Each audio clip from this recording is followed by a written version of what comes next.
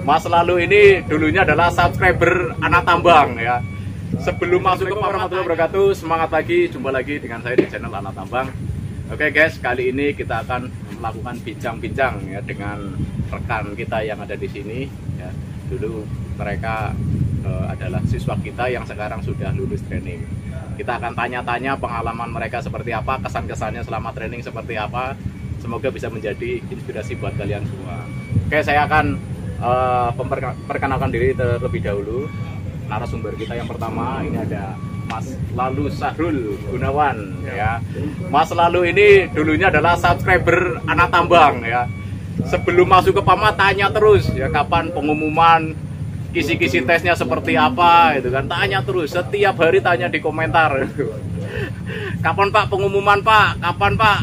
Itu kan. Nah, sekarang alhamdulillah ya Mas Lalu ini sekarang sudah menjadi operator PAMA ya, yang berapa bulan lulus? Lulus di bulan kemarin ya, baru lulus di bulan kemarin, di bulan Februari lulus kemarin. Kemudian narasumber yang kedua ada Mas Agung ya. Mas Agung ini selalu senyum, murah senyum ya. Ya. Oke, selamat datang. Gimana kabarnya, sehat Mas Lalu, Mas Agung? Alhamdulillah. Oke, gini kita mau tanya-tanya yang santai saja lah ya, tentang pengalaman mungkin selama training, kesan-kesan selama training seperti apa. Ya, kadang tadi ada penonton di sana ada yang mencari informasi selama di training itu apa saja sih yang diterima itu. Selama masuk PAMA itu dapat apa saja sih ya gitu ya. Kayak Mas Lalu dulu sebelum masuk ke PAMA dapat informasi ada lowongan PAMA itu dari mana kalau Mas Lalu? Dapatnya sih dari Instagram. Dari Instagramnya Disnaker ya. Di Disnaker Bro sini ya. Ya. Itu di bulan apa itu dulu? Bulan sih lupa. Pas masih kerja di rumah di catering. Oh, dulu masih di rumah. Mungkin masih di tahun 2022 lah ya gitu ya. Kalau Mas Agung tahu informasi tes di PAMA itu dari mana? Dari teman sih. Dari teman. Ya, dari teman. Temannya ikut daftar. Iya, ikut daftar. Tapi yang lolos nggak teman-teman? Enggak. Ya. Teman sendiri yang ngasih informasi tidak lolos itu ya. Malah Mas Agung ya akhirnya yang lolos itu ya. Namanya rezeki kita gak ada yang tahu ya Mas Agung. Oke, setelah Mas Lalu dan Mas Agung ini mendaftar ini kan, tentu sebelumnya ada persiapan kan. Ya, sebelum tes apa saja yang harus dipelajari kan, tentunya seperti itu ya. Nah, kira-kira kisi-kisinya itu ya, bisa lolos tes PAMA itu seperti apa itu?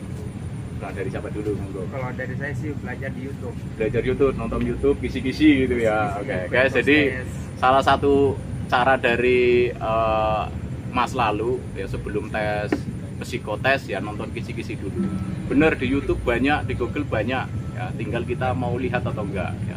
Jangan sampai kita mau tes belum ada persiapan sama sekali, akhirnya kita kaget, persiapan yang minim, hasilnya tidak memuaskan dan kita tidak lolos gitu ya. Selain nonton YouTube ada lagi apa, mungkin tanya teman atau minta rekomendasi dari Kan kemarin juga ada seminar di PAMA di Lebanon. Oh iya Jadi ya. kan ikut, baru dikasih kisi-kisinya juga sama ibu siapa namanya. Ya ya, oke. Jadi sebelum tes ya, sebelumnya ada seminar ternyata, seminar tentang kisi-kisi mengikuti tes di PAMA gitu ya, apa saja yang harus disiapkan.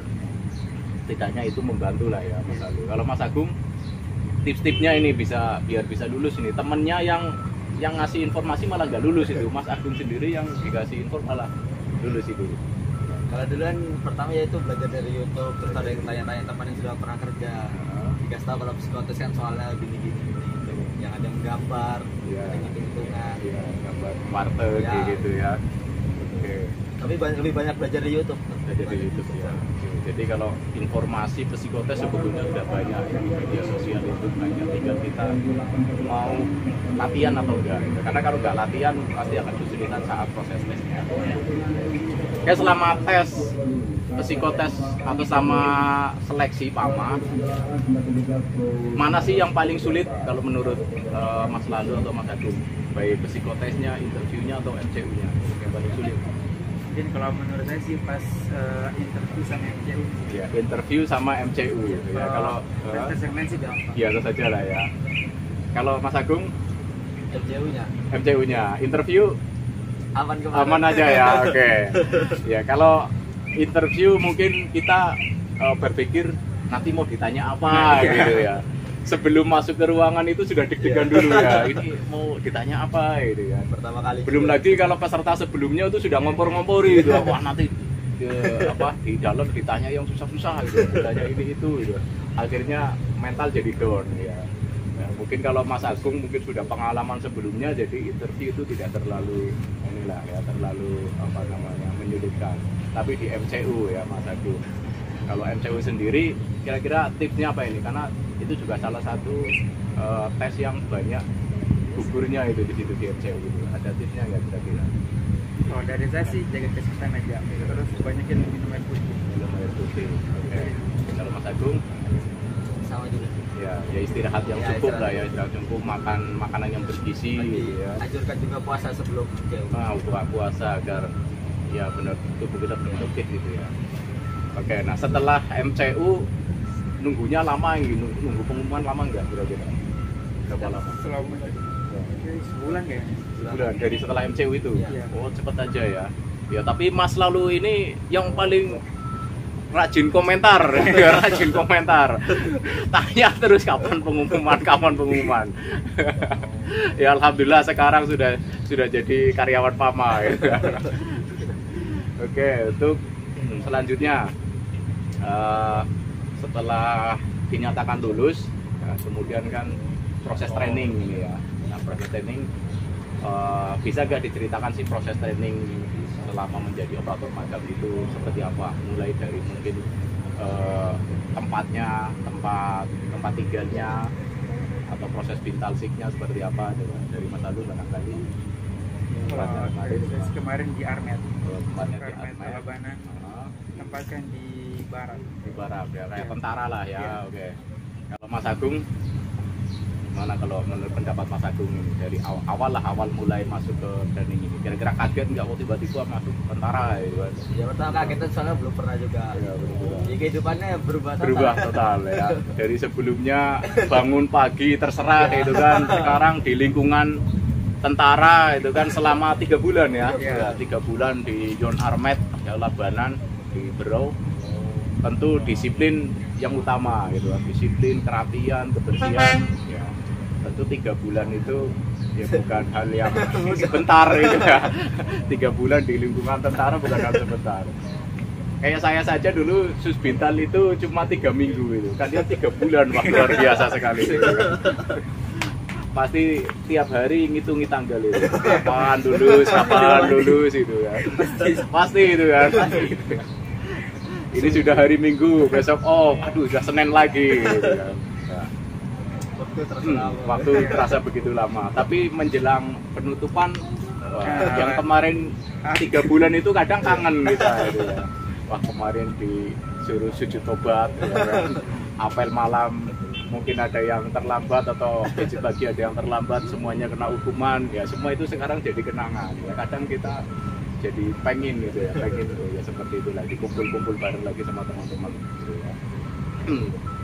Satu angkatan kemarin berapa orang selama proses training atau selama di Yon Armet itu? Total berapa orang? 50 orang ya, banyak sekali. 50 orang itu sudah termasuk mekanik magang kan? Ya, dari operator ada 38, mekaniknya 12. Jadi kalau rame-rame ya susah seneng bareng-bareng gitu ya. Nambah saudara lah tentunya ya. Dulu kan sebelumnya nggak kenal kan, nah sekarang masuk Pama kan jadi kenal, jadi saudara gitu ya. Oke, setelah di Yon Armet tentu ada kegiatan bintalsik ya setiap hari, pagi atau malam ada nggak? Malam itu sebelum apel malam. Oh, sebelum apel malam ada penguatan lah ya, ada penguatan push up lah ya, 100 kali lah.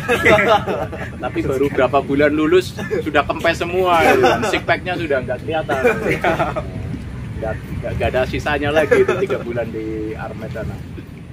Nah, selama proses training ini masuk ke Armet, tentu pertama materi dulu ya materi dulu, pelajaran di kelas lah. Ya. Kira-kira sudah sebelumnya sudah ada gambaran nggak sih kalau di tambang itu jadi operator itu mau ngapain kayak gitu? Ada nggak? Belum ada ya. Maksudnya di tambang saya mau kesini itu mau jadi seperti ini belum ada ya. Belum ada nggak bisa. Ternyata setelah melakukan training dipilih jadi operator dump truck gitu ya, operator HD 785. Pertama lihat HD 785 itu gimana, kaget nggak? Gede banget nggak rasanya gitu? Ya. Kaget dan Ya. serumah ya. Pasti langsung foto-foto gitu ya. Nah, rasanya pertama naik ke unit itu gimana itu? Apakah gugup, gemeter? Pertama masih gugupan, misalnya kan besarnya jadi bingung bawahnya ini susah. Oke. Kalau Mas Lalu katanya ada cerita lucu juga ini dari Mas Lalu itu. Apa Pak Karim? Cerita Mas Lalu katanya ada yang lucu nih saat pertama ke Gerdas, ya, hidupkan engine nggak bisa hidup itu atau gimana itu? Menghidupkan engine ya nggak hidup itu kan, ternyata belum diputar ke start gitu kan, baru di on kan saja, didiamin katanya mau bisa hidup sendiri gitu. Itu gimana itu Mas Lalu? Ya pertama kali Gerdas sih, jadi kurang tahu Ya, pas mulai di switch malah nggak bisa. Iya. Ternyata apa ya? Pas kontek malah belum belum dirunning ya, jadi kuncinya cuma diputar ke on saja ya, nggak diputar ke start ya, dikiranya sudah di on kan akan hidup sendiri. Ya itu kalau Mas Lalu. Ada juga temanmu yang lain baru pertama naik HD itu keringetnya sejagung-jagung gitu, gemeter tuh, mau starter aja tangannya gemeter gitu. Gugup, takut gitu karena baru pertama naik truk raksasa gitu kan. Kalau sekarang sudah pada dulu jadi pada pembalap semua itu, gitu, ya kan. Udah lupa dulu padahal pegang master key saja gemetar ya. Sekarang sudah jadi pembalap itu di lapangan. Oke, selanjutnya saat di Gerdas kira-kira ada kesan nggak selama di Gerdas itu kita kapan maju mundur gitu, apa ini? Kesannya sih bisa dapat ilmu baru ya. Dari mulai apa saja ini kalau di Gerdas? Pas mulai maju mundur, mulai bawa unit, pertama kali juga bawa melaksanakan P2H itu kan, ternyata sebelum mengoperasikan kendaraan, sebelum mengoperasikan alat berat, kita juga harus memastikan alat itu layak atau enggak ya dilakukan dengan P2H. Karena mungkin sebelum mengikuti training ini, kalau mau naik motor ya naik aja gitu kan. Mau naik mobil ya naik aja. Ternyata harus dicek terlebih dahulu kalau ditambah. Itu salah satu untuk memastikan diri kita aman gitu. Kalau Mas Agung itu kan sebelumnya bisa bawa mobil ya, bisa nyetir ya. Ada perbedaan nggak sih dari sebelumnya bawa mobil kecil terus tiba-tiba bawa HD gitu? Perbedaannya dari pertama rem itu. Remnya beda, ada di tangan. Oh ya, ada rem tangan atau rem retardernya itu ya, beda itu. Tahu-tahu nariknya langsung dalam ya, unitnya langsung berhenti mendadak gitu kan. Masih awal-awal nariknya langsung dalam, jadi langsung. Terus selain itu dari mungkin cara melihat spion? Ya, kalau spion kan pertama belum terbiasa, kalau mundur pasti lihat belakang kalau mobil kecil. Ya, kalau mobil kecil lihat belakang gitu kan. Kalau HD ya dilihat spion kiri terus gitu kan. Spion terdekat kiri terus yang dilihat. Ya, giliran kanannya nggak lihat, lama-lama hilang, nggak tahu kanannya udah jatuh. Nah, ini masih di Gerdas. Ya, pertanyaan masih di Gerdas. Biasanya kan kalau di Gerdas itu ada trafikon gitu kan. Trafikon buat panduan gitu. Kan kalau nginjak trafikon ada hukumannya ini ya.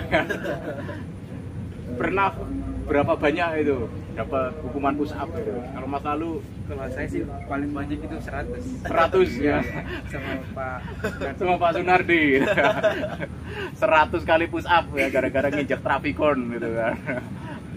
Kalau Mas Agung gitu, 50 ya. Mas Agung karena pernah bawa mobil jadi lebih tinggal penyesuaian terhadap spion saja ya. Jadi kalau di Gerdas mungkin di semua tambang selama pelatihan, kalau di Gerdas itu nginjak trafikon pasti ada ya push up sedikit lah ya, 1 kali trafikon mungkin 10 gitu ya, 10 kali push up ya biar nggak ngantuk sama sekalian olahraga gitu. Biar ingat juga itu, oh ya dulu saya pernah disuruh push up gitu. Kalau ke instruktur ini ada nggak sih instruktur yang galak gitu? Pak Nardi galak nggak Pak Nardi? Kalau Pak Nardi yang mananya? Oh, mana-mana aja, di sini ngomongnya mana-mana aja. Di belakang katanya Pak Nardi galak gitu. Pakai apa antena radio suka disebutin antena radio gitu kan. Di dalam kabin harus pakai helm gitu kan. Wajib Siap-siap itu buat diketok kepalanya gitu. Ya, kalau Pak Mas Agung ini itu tur kira-kira siapa yang galak? Ya. Pernah kena yang galak kan? Nggak ada yang galak. Nggak ada yang galak. Oke.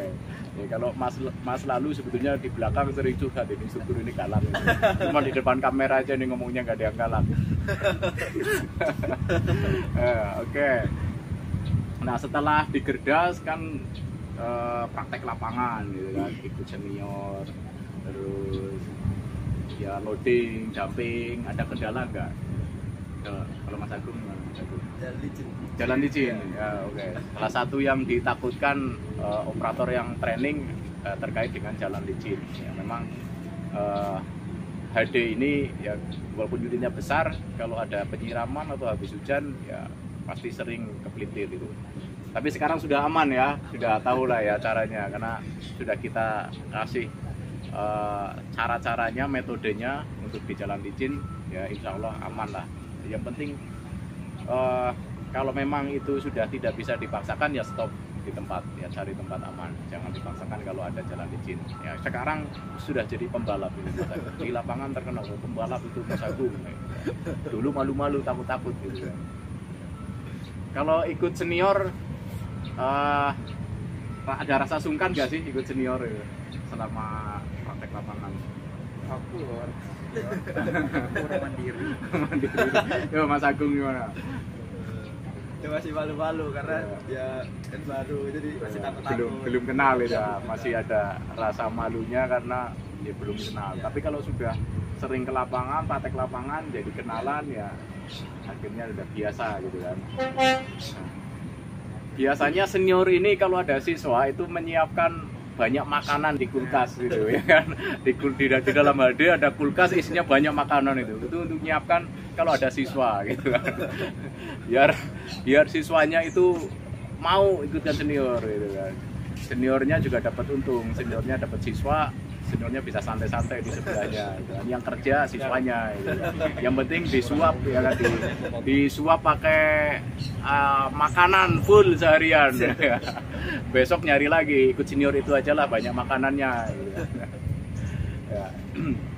Oke, itu selama praktek lapangan. Kira-kira kendalanya paling di jalan licin itu lah ya. Oke, setelah di lapangan sudah NRP ini tentunya ya kan. Nah, NRP sudah tanda tangan kontrak ya, tentu gajinya lebih lah ya. Kalau kemarin selama training gajinya berapa ini uang sakunya? Gak apa-apa disebutkan di sini biar tahu. 2,5 juta. Ya, 2,5 juta per bulan itu bukan gaji sih, tapi adalah uang saku selama mereka magang. Nah, setelah sudah tanda tangan kontrak ya, sudah lulus training ya, sekarang sudah 2 digit ini mereka ini ya, gajinya melebihi instrukturnya itu sekarang ya, besaran mereka daripada instrukturnya sudah 2 digit ya. Luar biasa sekali. Baru lulus training langsung motornya pada baru semua itu. CRF ini dan senggol dong gitu.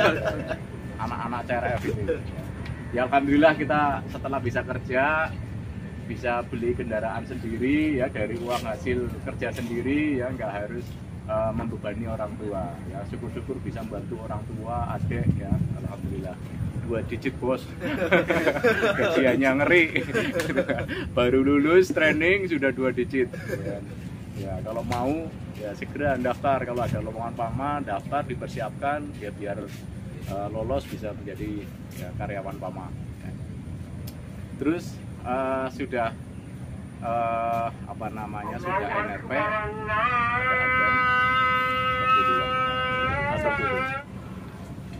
Oke guys, kita lanjutkan. Tadi ada jeda adzan sholat asar, kita lanjutkan lagi. Tadi sampai mana tadi ya? Tadi selama proses NRP gajiannya 2 digit ya, baru lulus sudah 2 digit ya. Oke, setelah NRP tentu ada sertifikasi gitu ya. Sertifikasi itu ya asesmen gitu ya, sebelum dilepas ke lapangan. Ada yang susah nggak sih? Barangkali sertifikatornya ya Pak Dahib atau Pak Yopi gitu, siapa yang paling sulit pertanyaannya? Aku Pak Dahib, ya kan kena Pak Yopi. Pak Dahib Pak Dahib. Pak Dahib. Ya. Oke. Sertifikator ya ada ciri masing-masing gitu ya. Ya keluar masuk terus gitu kan, tanya ini nggak tahu suruh keluar lagi. Masuk lagi, nggak tahu lagi, suruh keluar lagi. Dan kalau zaman saya dulu lebih ekstrim. Pas asesmen sama instruktur, ditanya lupa dan ditulis ini di sini pakai spidol, lupa dan itu kan. Sana keluar cari jawaban. Masuk lagi, nggak tahu, ditulis lagi pakai spidol ini di sini, nggak tahu. Ya, jadi kalau siswa yang keluar masuk terus, ya ditanya nggak bisa, akhirnya satu wajah ini penuh dengan coretan gitu kan. Nah, itu kalau zaman saya dulu gitu ya, ada kenangan juga itu. Ya. Setiap proses training ya, pasti ada yang jadi kenangan gitu, pasti ada yang diinget-inget terus ya. Oh, dulu saya pernah seperti ini gitu. Nah, itu nanti diceritakan ke adik-adiknya gitu ya. Terus kalau Mas Lalu ini kan training grader ini kan kemarin ya. Nah, selama training grader mungkin di gerdas atau di lapangan yang paling sulit apa ya kira-kira? Ya, kalau saya bisa memainkan blade. Memainkan blade, yang pas motongnya itu ya. Kalau tahu terlalu nekan, malah jalannya bukannya mulus malah jadi bergelombang gitu ya kan. terlalu dalam nekannya gitu kan. Tapi sekarang sudah aman lah ya. Sudah NRP kok 2 digit, masa cekrapnya masih bergelombang. Gajinya 2 digit bos. Oke. Kalau HD ini kan Mas Agung nih, training HD. Itu kan ada simulator gitu kan. Kira-kira pertama simulator gimana? Berdasarkan pusing kah atau apa gitu? Atau justru membantu ini simulator? Pertama dapat aja Pusing gitu ya. Oke.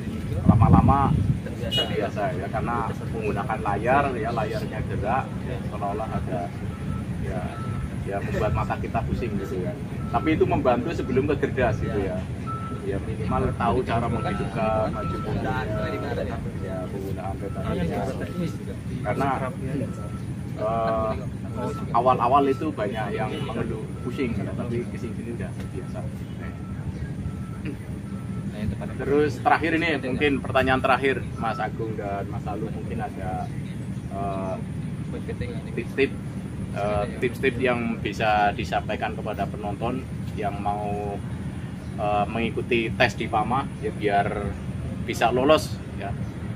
Mungkin apa sih yang harus disiapkan biar saat tes itu tidak ada kendala gitu.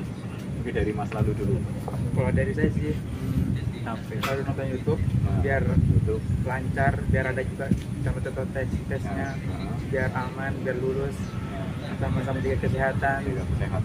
Ya intinya perbanyak informasi gitu ya, di media sosial banyak, kemudian dijaga kesehatannya agar nanti sampai MCU itu bisa lulus juga ya. Kalau Mas Agung, apa tipsnya Mas Agung untuk penonton ini? Berbanyak belajar ya, jangan lupa cari informasi tentang tes, soal tesnya itu untuk saat MCU pastikan jaga kesehatannya, kadang kalau mau tes MCU itu ada mitos minum soda dulu gitu kan. Itu kemarin kayak gitu nggak, minum soda nggak kemarin? Enggak ya, kadang ada gitu, minum soda dulu biar paru-parunya bersih gitu kan, apalagi yang perokok gitu kan. Enggak ya, mitos itu ya. Oke, terima kasih Mas Lalu dan Mas Agung atas waktunya ya, sudah banyak yang kita bicarakan tadi ya, semoga menjadi inspirasi buat teman-teman semua yang mungkin mau mendaftar di PT PAMA ya. Kita doakan semoga teman-teman semuanya bisa lulus dan diterima menjadi operator ataupun mekanik magang PT PAMA Persada Nusantara. Kurang lebihnya saya maaf, saya akhiri. Assalamualaikum warahmatullahi wabarakatuh. Semangat pagi. Oke, makasih Mas Agung.